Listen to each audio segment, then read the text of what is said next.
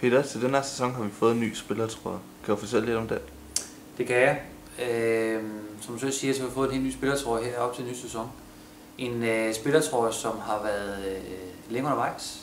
Med det mener jeg, at vi har haft gang i en proces inden for det sidste halvårs tid sammen med Mitra, vores tøjsponsor, og NIF som amatørafdeling. Vi har haft en opgave at selv kunne designe vores nye spillertrøje, som er helt unikt inden for trøjer.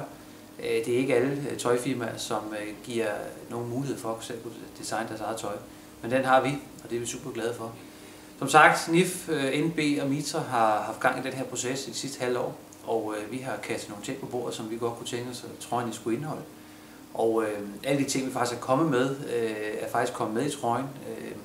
Og beviser har I alle jo set jo. Vi har haft spillet i de sidste 14 dage. Og interessen for trøjen er meget stor. Vi har virkelig ramt. Det er en helt rigtig trøje, som falder i alle smag, og det er vi selvfølgelig super glade for.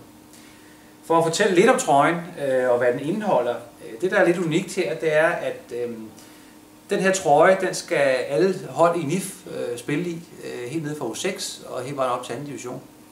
Og de fleste hold i NIF har allerede fået den og spiller i den i dag. Men som man kan se her i kraven, så er NIF kommet med på trøjen, som vi også spiller i, og selvfølgelig omvendt. Og Næstved Boldklub er så skrevet her.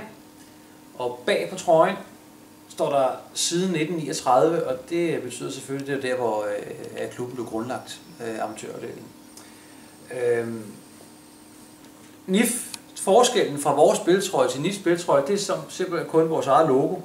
NIF har deres logo på deres trøjer, hvor NB selvfølgelig har vores logo siden på dem, vi spiller i. Nederst på trøjen står der på alle trøjer, både i NIF og i NB, står der Næstved printet ind i selve trøjen. Det er ikke noget, der er trykt, men noget, der simpelthen er en del af trøjen. Så en meget unik trøje, som vi er super glade for, og en trøje, som ikke kun skal holde 1 år. Det vil være en trøje, som vi har på de næste mange sæsoner. Så vi er super stolte og super glade for den mulighed, vi har for at kunne designe vores egen trøje. Det, der synes, der er rigtig godt her, det er, at der er også noget historie i trøjen. Vi har selvfølgelig kigget på billeder lige siden starten i 1939, og har prøvet at tage nogle forskellige ting fra de forskellige årtier, og sat sammen til den her trøje. De hvide ærmer havde man i starten, i de første rigtig mange år, at der blev spillet fodbold her.